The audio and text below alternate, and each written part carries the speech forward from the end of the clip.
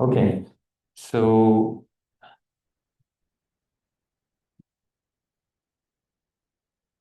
okay, okay. So before going to the data we examine in the lab, I will introduce 3 points in my during my talk. So I think it's 45 minutes, something like that. So first, something I tried to study for a long time, but I was stuck with some technical limitation, and I think this is why I think we have been able to address more recently, is try to interpret better the intra and inter-subject variability. So I will go back to this point. And then it will move to trial-by-trial brain activity. How do we measure this? And finally, how these two components could be combined to try to investigate a new brain state. Okay, so again, to be some sort of provocative, especially maybe in the audience where there is a lot of computational people that try to develop a new BCI technique or a new prediction measurement based on different type of electrophysiology or fMRI or any sort of brain activity that you can record, is why it is so difficult to design a precise and accurate brain activity predictor. Especially if you go outside of the lab. So I know, I mean, and there's many different BCI that work pretty well actually, but when you go out of the lab, then comes the major problem. And I will try to convince you that some part could be due to some ecological condition. And this is a citation I like very much from Ansermet and Magistrati. And I think part of the reason is because we are in some sort of biologically determined to be unpredictable. And I will go, of course, in more physiological detail about that pretty large sentence. So who in the audience know the Sprague effect? I know there is probably a couple, but you can raise your hand if you know or don't know. If there is some people that don't know the Sprague effect, I will spend some time because I think it was a key point for a long time ago, for more than 20 years, that for me strikes me and still is being to be problematic. And I think now we are maybe in a position to address some of these important consequences in BCI, for instance. So if you don't know the Sprague effect, it's an old experiment that has been done by Sprague a couple of years ago. And I will describe this experiment very briefly, but I think it's important. So Sprague and others have done, and this also has been done in macaque. I've done an experiment in cats. So here, what you can see on the top left of the diagram is a brain of a cat from a top view. And what the cat was asked at the time is to do a auditory orientation task. So pretty simple task. So the cat is in a room, there is a sound, and the cat has to direct its behavior to the sound. And what you see in the bar, the dark bar, are the percentage correct of response. So not easy to train a cat. I mean, I have a cat myself. I mean, quite difficult to train, but if you train the cat long enough, you can get this pretty clear, correct response in all the orientations. So all the bars are well oriented. So at the time, Fry did an experiment. So I will go very quickly because this is not main interest. So he did a bilateral lesion in a primary auditory field. And as you know, if you do a lesion in primary auditory field, then there is no auditory oriented response. So you could see that the cat is not responding, not very surprising, at least at our time. And then they did some control lesion in the associative auditory field, and the orientation task was not too much deteriorated. So I think that not very interesting. Bottom line, second cat, same story, but unilateral big lesion in A1. Again, you're not surprised. I mean, it's all the textbooks. Then you get a loss of orientation, auditory orientation in the contralateral hemifield of the lesion. So for me at that time, when I read the paper like 20 years ago, it was fine. You know, everything was in the textbook. I was perfectly comfortable with this finding. But then looks at the last figure. So what they did is after the first lesion on the second cat, they did a second lesion. So they remove an extra piece of the brain in the superior colliculus, all the colliculus. And what you could see is that the cat restored and is perfectly correct to do the auditory orientation task. And at the time I saw this experiment, again, that had been replicated in macaque, I said, well, okay, I quit neuroscience. It's over. You know, you have an animal that has a lesion, that has a deficit, you do an extra lesion, and you restore a function. And for me, it was, okay, it's enough. You know, it's already even complicated, but you could explain this. So now we know. I will let you think about this experiment. Again, it has been replicated. It doesn't mean that the cat is perfectly fine in all the different tasks you could do, but in this specific context, the function is restored with an extra lesion. And for me, I was really trying to think about how this could be applied to new concept in neuroscience in 2020 something. And the reason why I was still really, really intrigued by this question was by my training, because I've been trained in a psychophilosophical educational lab at Paris Cité, what is called Paris Cité now, which was a lab that was done by a lot of experimental psychologists, Paul Fraisse, and in this lab there was also a small group of people led by Maurice Roquelin and Lautrey, that was interesting in differential psychology. If you never heard about differential psychology, that's normal because almost all the people that were doing differential psychology have stopped. And I don't think there is any more lab of differential psychology. And one concept they were working on is that instead of being interested in the mean of people behavior and function, we should be interested in the variability, in the inter-subject variability. And the way they conceptualized this question was a term that has been used in very different ways. So I think this is why I spent a little bit of time, was the term of vicariance. So just to illustrate this point is, their point was, imagine that you have a duck on a lake close to Neurospin, and suddenly there is a gunshot. Okay, so there is a series of ducks all on the lake, and you have a gunshot. Some duck will start to walk, to go away. Some duck will start to run, and some duck will fly. Okay, but behind this concept is the idea that for a given function, avoid a gunshot. Okay, there is several possible strategies. Okay, so this is a general concept. No, they apply a few, very few, experimental psychology to this concept. So this was a series of experiments that was done when you ask subject to orient the bar. So you see the bar here to be vertical. Okay. What they did, what was really interesting, is they asked the subject to do this task in three conditions. In one condition, the subject could use their visual system to orient the bar. So external cue, you know, the orientation of the bar inside the room, etc., etc. Another one where they could not use this visual display, but use their vestibular system. So you can use your vestibular system to know that you're straight, or you could use your proprioceptive system. I'm straight now because I know I have some feedback from my legs. What they found is we all have these three systems. So we all have the visual capability to orient the bar. We all have the vestibular system, and we all have the proprioceptive, but we have preferences. They don't call it preferences, but we have what they call is higher degree to lead the conclusion based on one of the aspects. So for example, for me, I'm very visual.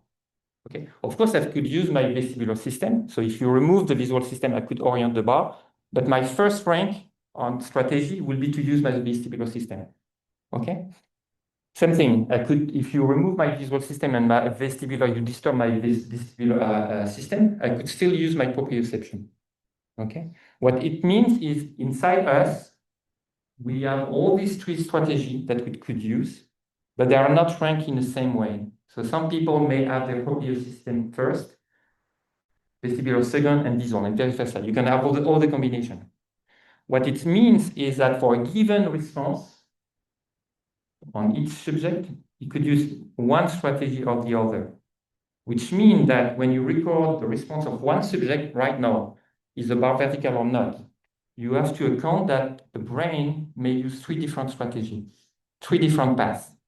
So this has a lot of consequences also in terms of pathology, because we all, I mean, I'm not MD, but if you talk to Béchier or other doctor, they will say that for a given patient that has small stroke, for example, in one area, some people will have extremely deleterious effect, so strongly affected by this small stroke. Some other will have no effect. Okay, so one of the ideas we have, and we are currently examining, is it because the ranking of the function for that given person is more affected by one lesion than the other? So that was an example. Another one that I love was done by Shepard and Metzler. You probably know those series of experiments. You have one subject to tell whether these two figures are the same or not. Okay, and if you have not seen this old literature, it's really interesting. What they found, what was really cool at the time, is that most of people use mental rotation to tell whether these two figures are the same. And they went even further, is because if you modify the angle between the two figures, the time you are taking to respond are proportional to the angle of rotation, which means that the idea was in your mental representation, you're turning the figure, and the time you're taking to turn the figure are represented by the time the figure are oriented. Okay, so it was really cool at the time, and it still do. But everything, all the devil is in the detail. When you were looking at the original paper, what they found is when they examine different subjects, so 1, 2, 3, 4, 1, 2, 3 for the 4 disappear, 5, 6, 7. You can see that all the subjects show the same tendency. They are not equal. Okay, and what the team and a series of people that were working on differential psychology, and when they asked subject individually, they realized that, of course, the mass majority were using mental rotation, but some people use verbalization and etc., other strategy. It doesn't mean that if you ask this subject to specifically use mental imagery, they were not capable to, but it means that if they were in their ecological condition, they were using a different strategy. Again, it's based on the vicariance aspect. It would mean that there is different paths, different options to the brain to resolve the same question. So it's cool because it's some sort of redundancy, but it's also very complicated as a neuroscientist because now imagine that you're in front of a subject or an animal. You usually think that one function is related to one pathway. So imagine now for even a given function, you have 3, 4, 5, 6 pathways. It would mean that on a given trial, you will have to understand each pathway and each preferences. And one of the reasons why people in the differential psychology think that this is less observed in our lab condition is because we get less room. So we constrain the experiment. You know, the subject is or monkey or human or whatever, frog, mice, they're in a very specific context. And in this very specific context, you force one strategy to be chosen, which is fine. So you explore this particular strategy. The problem comes when you want to go out of the lab or make some inference of the generality of your finding, is that it might be more complicated because outside the lab, you open the constraint, you open the possibility, and therefore the subject could use different strategy.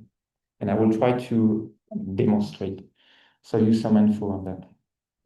Okay, so to resume what they conclude, is in most situations, several equifunctional processes can be evoked simultaneously. That's a key point. They can be activated with different weights in different individual and situation. It means that the same individual, the same subject in different situation could use one strategy on the other. If they are activated simultaneously, they can interact. And these interactions generate self-organization dynamics that could be source of development. That's also a very important point. They have a strong implication in this different psychology in the role in development.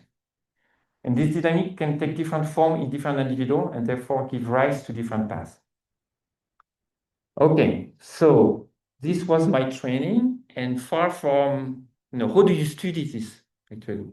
And that's a very complex, that was a complex path. So for me, I mean, as Béchier was saying, we are studying oculomotor pathway. One of the reasons is because it's really specific to primates. first. You can study this in macaque in the lab, where it could be quite in a good way exemplify what is happening in human, and the oculomotor system is quite similar.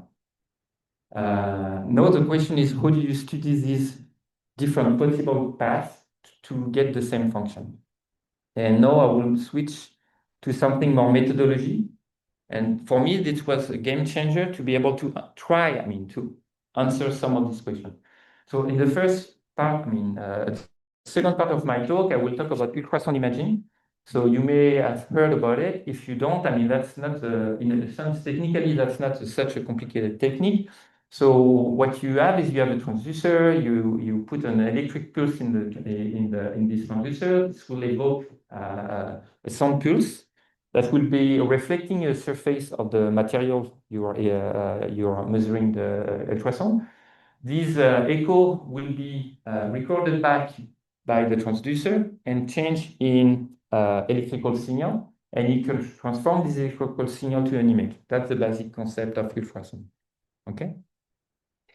So now, what we did, it was a couple of years ago now, than 6 years now, with Alex Dize from the group of physics for medicine, is we tried to see whether we could record this echographic response of the brain. So here what you see is a macaque brain from the sagittal view. And what we did was placing an echograph on the surface of the brain. So you could keep you have to remove the skull. I will go back in a minute. At that time, you have to remove the skull, but keep the dura intact. Then you put the probe at the surface of the brain, and you could see the angle of view. It was quite limited at the time. 10 millimeter deep and 40 millimeter wide. So you can record the activity in a small piece of macaque brain. So again, you're familiar with this being in here. This is our classical setting of the lab. So we train monkey to sit in a chair, looking at the stuff on the screen. While they're doing that, they receive their drop of water or favorite juice. And while they do that, we can record electrical physiology activity or fUSi imaging activity while they're doing some different various tasks. So again, this is the first evidence that we did in awake monkeys. So the figure I will show you, I will describe it just briefly. You see the video. I think it's important to look at the video because I think it has some meaning. So what you see on the left part is the coronal slide of the prefrontal cortex of the macaque. So you could see the midline, and you could see the two hemispheres, right and left. You can see the cingulate part here with the dorsal part and ventral part of the cingulate, and a region where we were interested in, which is called the supplementary eye field. Why we were interested in supplementary eye field? Because we record eye movement.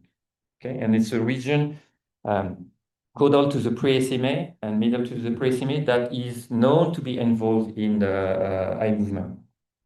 Okay, so this is an accelerated movie without any filtration. So here what you see on the right is the eye position of the animal. So the task will start after 1 minute, okay? On the left, you see the variation of the cerebral blood flow for that particular animal without filtering. It's online data, okay? What I want you to pay attention is to the scale bar.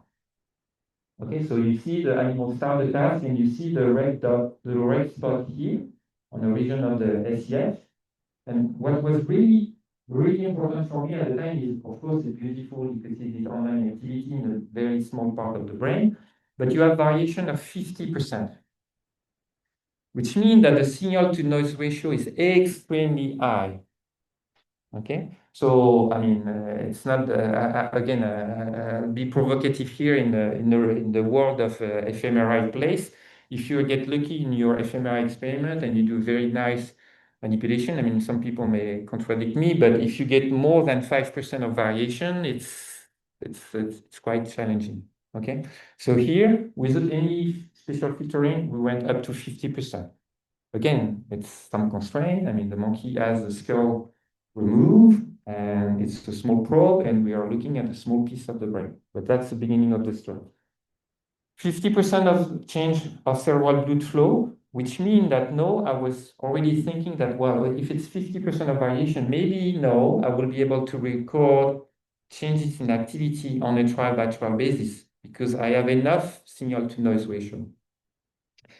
And so this is just an illustration of the same, well, that I could pass on that. So when we quantify that with Alex at the time, so very sort of simple analysis, we take a large region of interest in the supplementary eye field, okay, in all the sessions, and we compare the trial before the animals start to work compared to when the monkey start to work. Okay, so the green dot. And you can see that on a single trial, we were capable to significantly see whether the animal was doing the task or at rest. Okay?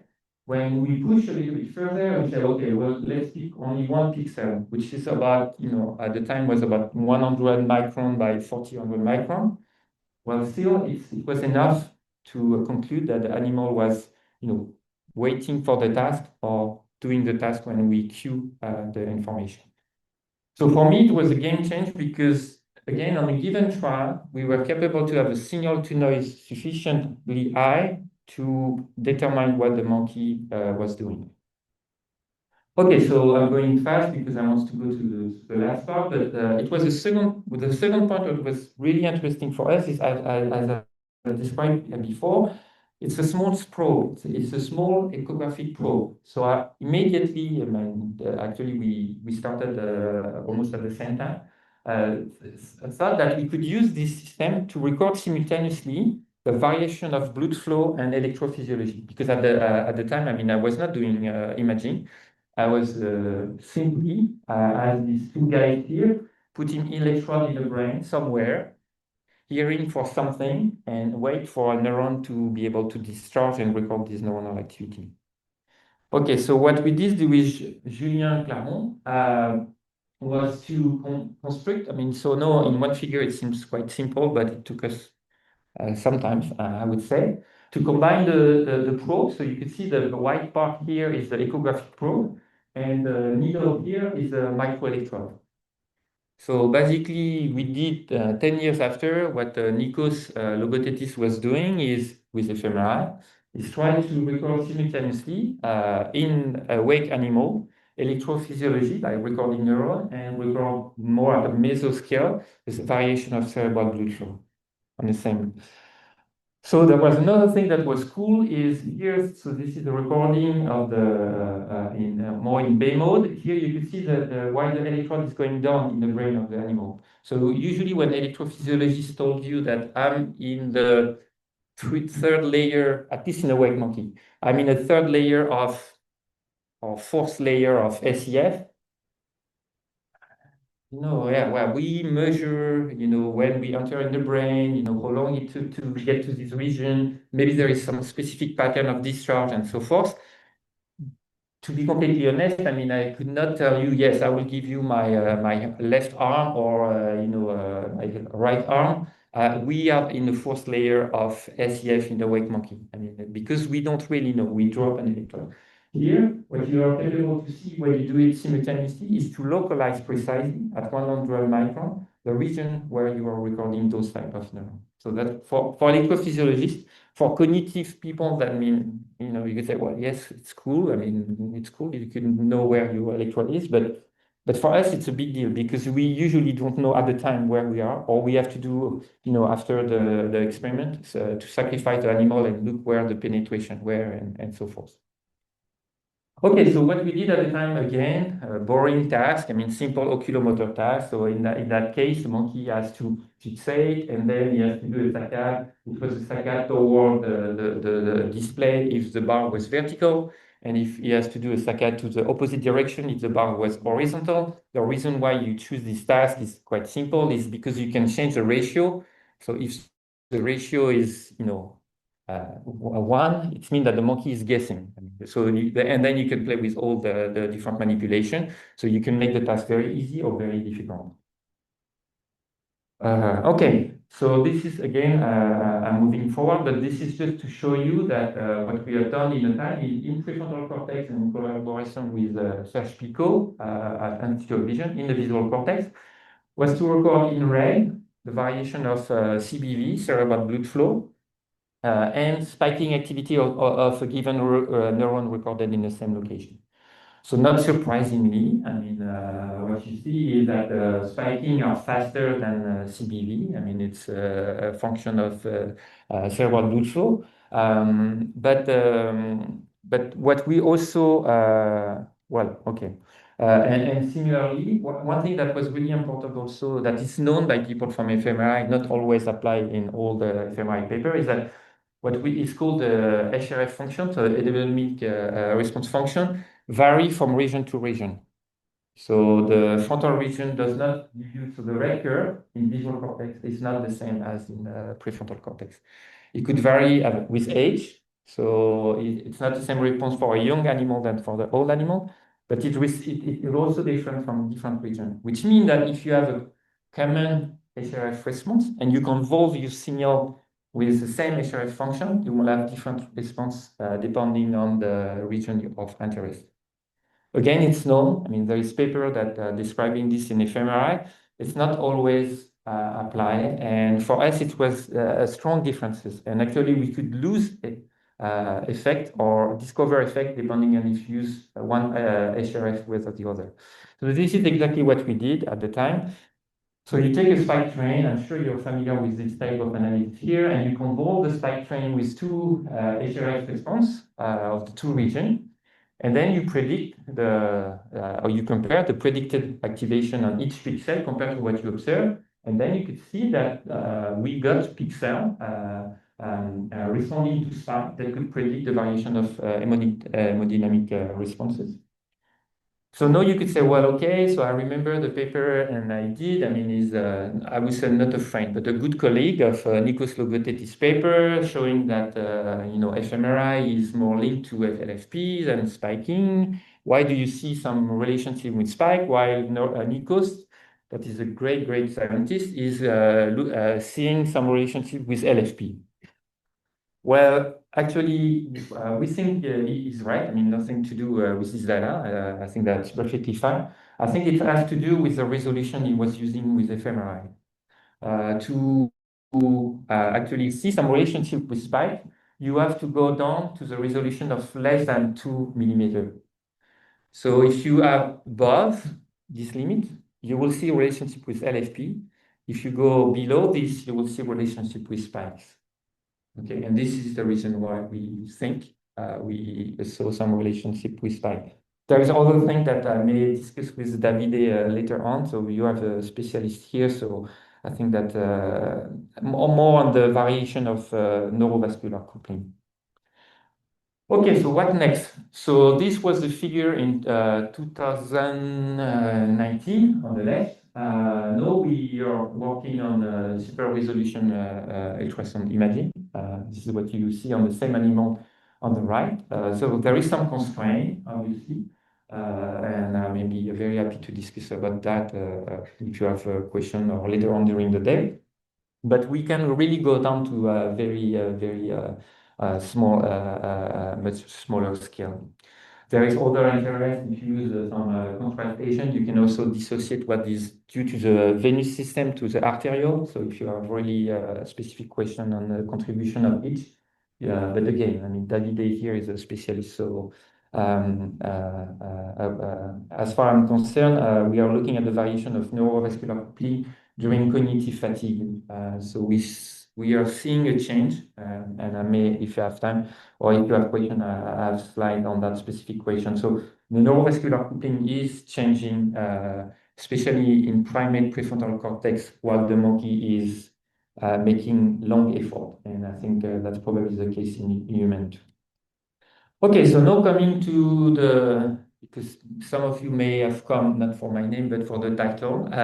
So the question of the free will. So I have to talk about the free will. So you may have seen this figure many, many times in many different presentations. So this was an recording in the 90s. I think it's very cool figure. A lot of controversy based on the experiment of Libet. If you don't know this series of Libet, so and other co-authors, there is a ton of publications. Some people here, some people around. So I'm not citing it. The literature is huge, extremely interesting, and strong experiment. But the basic idea, neuroscientists were interested in it, is what is happening in the brain prior a decision or prior a movement. For Libet, it was prior the decision to make a movement. So what they did at the time is they asked subjects to prepare a movement and execute the movement while they were wishing.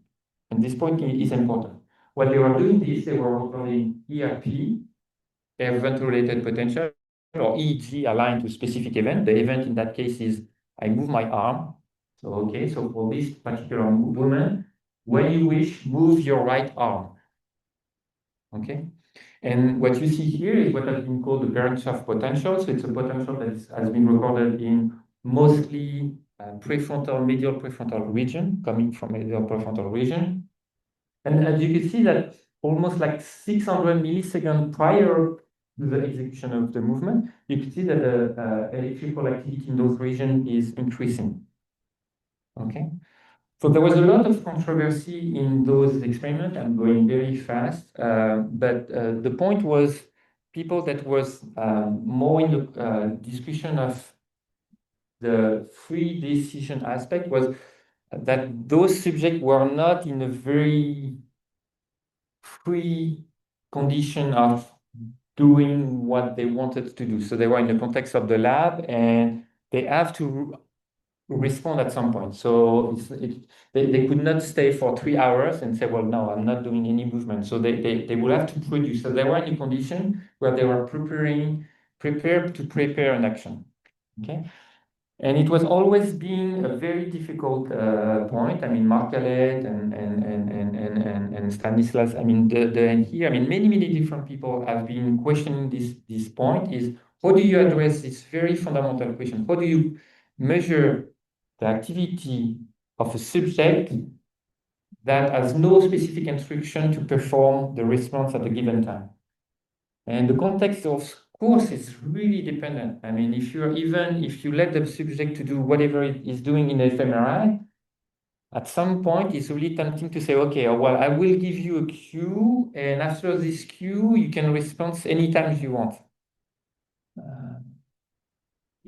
Are we in a condition where the subject completely freely choose to move his eye movement or whatever? And again, it's also a very difficult philosophical question, I don't have an answer. And my training was really to go against this question of free will, but it will take too long probably to discuss this in this very short talk. But I will be very happy to discuss this afternoon or later on. Okay, so why for me, we were able to address some part, and to be honest, it was some sort of an accident. Why we think we have data that could address somehow, I mean, not answer, I mean, there was a question mark at the end, access free will, somehow this question of free choosing action. Two things. One, going back, is we have a system that could record activity that has signal to noise sufficiently high to record each single trial activity. Okay, so we can really look at the activity on specific brain region at even a single trial level. The second, what again was done, so this was the fuse on the right.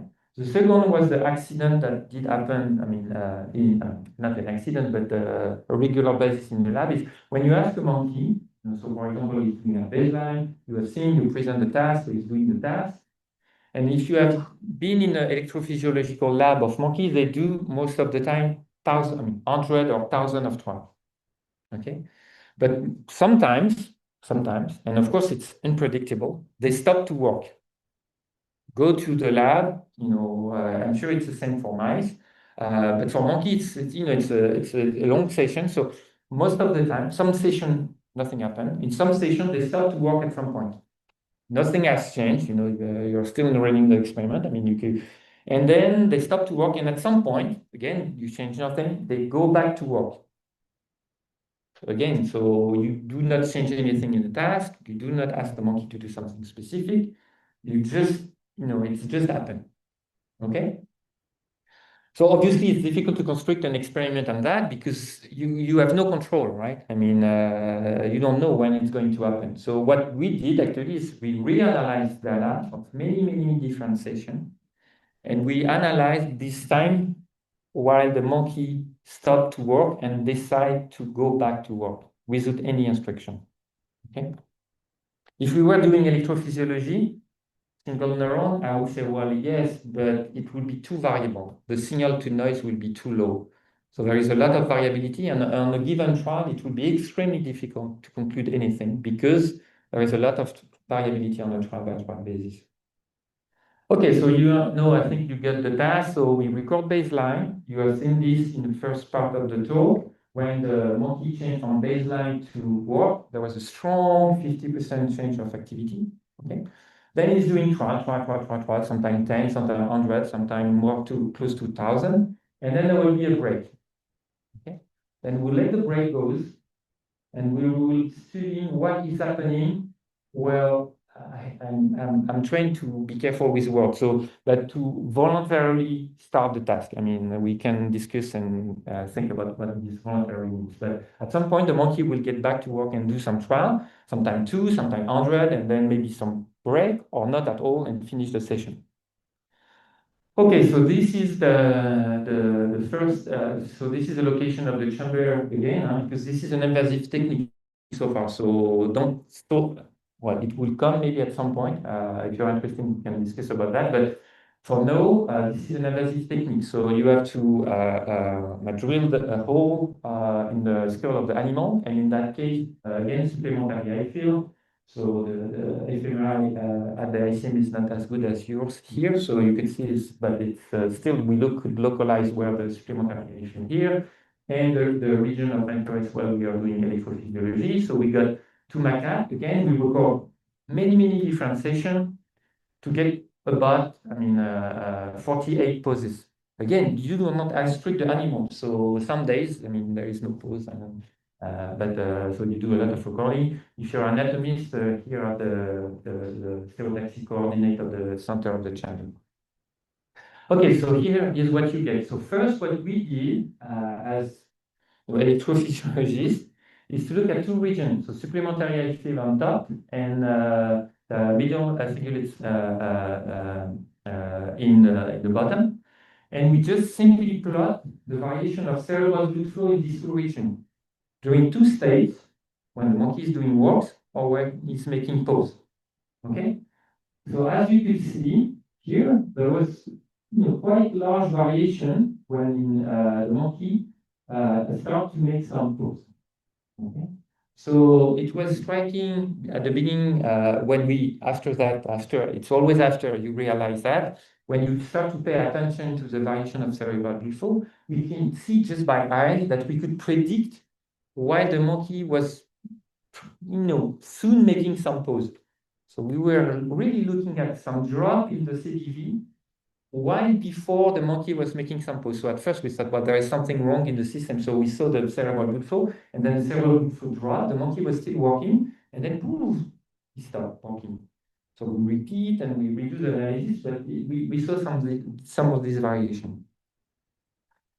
So now, of course, we have to do some quantification.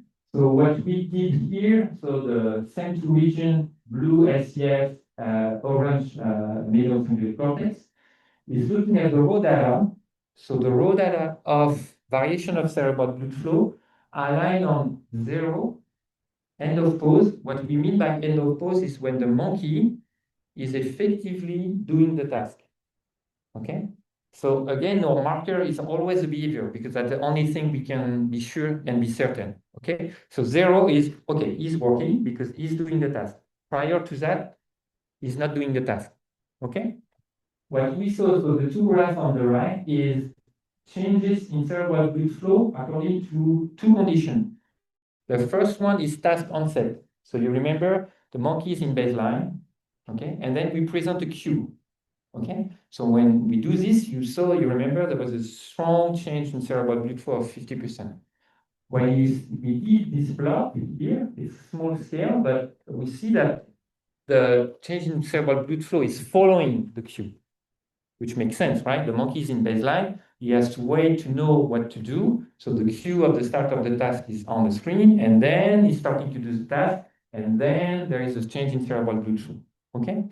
So now on the right, when we align on when the monkey is effectively restarting from a pause, okay, we see some changes in cerebral blood flow about 6 seconds prior to effectively the end of the pause by the task. So 6 seconds before the monkey is effectively doing the task, we could predict that he is going to restart the task. Okay, so it's quite a long time, I know, but this is something we are currently furthering, pursuing, not with Julien, because now he's a postdoc in Lyon, in human actually, but with other people in the lab, and I will mention their name at the end. Okay, some question we had from a reviewer, which reviewer are always good people, you have to be nice with, is could you do some of these visualization and prediction without any a priori? Because now you say, well, okay, you choose those pixels in supplementary field and those pixels in MCC. What about the rest of the part of the brain you cover? I mean, you see, it's a small part, but still, you could say, well, maybe it's all over the place.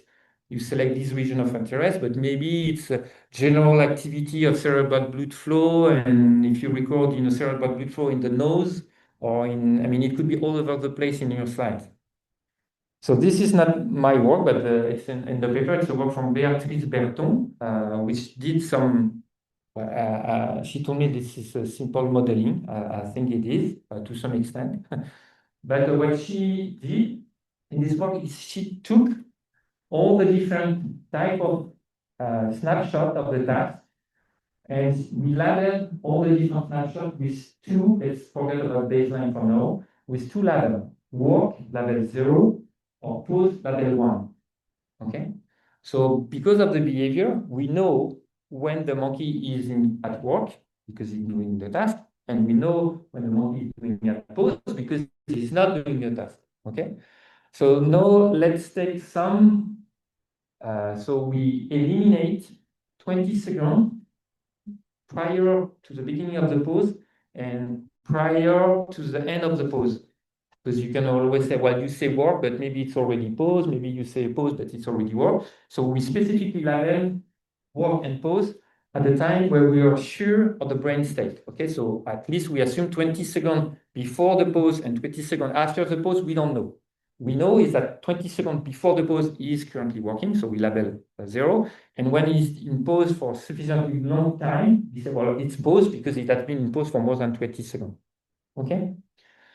We put this activity on each of those pixels going through a network and make a classification based on this training. So we know this is label 1, this is label 0, and we train these networks. And the output of this network was a way to be visualized using the diagram to the activity of each of those pixels. So it basically weighted each of these pixels to be able to quantify which pixel is important in this classification and which pixel is not important. It's a heat map where people do this for visual stimuli and to know whether where people look at, where they present a cat or a dog, which part of the figure is important to classify between these two animals, using their eye movement, for example. So first, not surprisingly, specifically with this very simple label, the network works. It could classify quite well, whether the animal is at work when he's at work or when he's in pause when in pause. The network is doing what it's supposed to do. It is classifying the behavior of the animal. That, for me, that was, as a physiologist, that was not very surprising, especially if you increase the degree of complexity of a model, at some point you will do the job pretty well. Now the question is, what is happening during this 20 seconds prior to pause and at the time of the pause? what you could see is that there is some transition. So the model is at some point guessing. So it's not capable to say whether the animal is at pause or at work. Okay, which is interesting because this is exactly what the behavioral state is. I mean, at some point, you're not at pause, you're not at work, you are at the level where you're you're transitioning from one state to the other. So the good thing that Beatrice did, I think, and I think that's interesting, is she looked at the contribution of these classification. Okay, so she looked at, so first of all, without any a priori, she found the two regions of interest, red and green. Okay, they are localized where we put our region of interest. You could say, well, maybe a little bit larger for the cingulate cortex. That's correct. But mostly it's not all over the place. So it's not that pixel outside of the brain because of Bruce variation of flow are good to classify those behaviors. So they are about the same region that we use for electrophysiologists. I think that's good. I think we say, well, okay, during the last 30 years of my career, I did not record from anywhere, I should not. I mean, this is where this and maybe many other part of this function is coming from. And another important point is that what we found is that supplementary eye field is strongly important to know whether the monkey is at work compared to pause. And the medial cingulate cortex actually is generating some uncertainty in whether the animal will be in one state or the other. So they both contribute to the work and the pause, but in opposite direction. Okay? So this is why one region is green when the other is red, and one region is red and the other is greenish. Okay, so they both contribute, they both help the classifier to know whether you are one or the other, but in opposite direction. Okay. Okay, so to sum up, so I try to present some of the interest of studying intra and inter-subject variability. So I know the experimental psychology is, I mean, it has been, showing. And I'm trained, and I still do some experimental psychology when we tend to consider subject as noise. Actually, I mean, of course, you can use the ALM to account for its subject, but by definition or construction, the idea is that there is one process, one function, and if you want to study this function, you average across subject to elicit the ongoing function that is behind, and this is the function you study. So if you study, for example, face recognition, so you record subject in different conditions, and then you average across subject by the meaning that what you will take out of this averaging is the main function used by all these subjects. And I think that's correct, especially in the lab where we use less ecological condition, when we force subject maybe to use one strategy or one condition than the other. The problem is when we discuss with a lot of people in psychology or neuroscience, they always said, well, yes, but your condition was very, I didn't find exactly the same result. I was in a I did almost the same experiment, except that I used that stimuli, or the temperature in the room was that, and then they found different results. When we go outside of the ecological condition, it's possible that we do not force enough. At least that's my thinking in 2005. So maybe I will change. If you invite me in a few years. That in a lab condition, we force some specific strategy, and we can discuss about what is the term of strategy to be evoked of. So it doesn't mean it's wrong. Again, if you remember the vertical bar orientation, visual, vestibular or proprioceptive, if you force the subject to use in a situation of visual stimulation, you will still be examining the visual component. And that's fine. We'll understand what the visual component means. But the problematic is that if the subject is out of this very constrained lab condition, this particular subject may not use the visual information. It may use proprioception, for example. And then for that particular subject, if in ecological condition he wants the BCI to be working in, if you give him feedback on using the visual system, it may not be the most appropriate one. it may be better to recover if you give back the subject some proprioceptive stimulation. Okay, and the last one, which again will be for another talk, because it's a complicated one and it has to do with development or repetition or evolvement of the brain. This is a quote I like from Robert Turner, that the brain will never be used twice, which means that above all these complications, there is also the fact that subject practice, learn, and it's a question about this, whether we could achieve the same function by different paths. And I think we should consider this option, that across development, we could still be doing, reading, typing, and everything. So, but using different paths that are maybe a need for opening the constraint to be able to evoke this different pathway. Of course, I didn't do this work alone. This would be ridiculous. Big thanks for Julien Claron that did some work doing the thesis, Beatrice for the modeling, Thomas and Michael for giving me the opportunity to work with them almost like it's bad to say that, but almost 20 years for now. So now it's working. So I know a lot of there is a lot of interest in stimulation using ultrasound. This is something we do in the lab too, imaging with ultrasound, but when we start 20 years ago, nothing was working, and trust me, it was difficult to get funded. And then new people in the lab, all working in non-human primate. We do also some experiment in patient. This is the team for non-human primate and collaborators, Jean-François Aubry, Mohamed, and Maxime. And thank you very much for the invitation, and I will be pleased to try to answer some of your questions.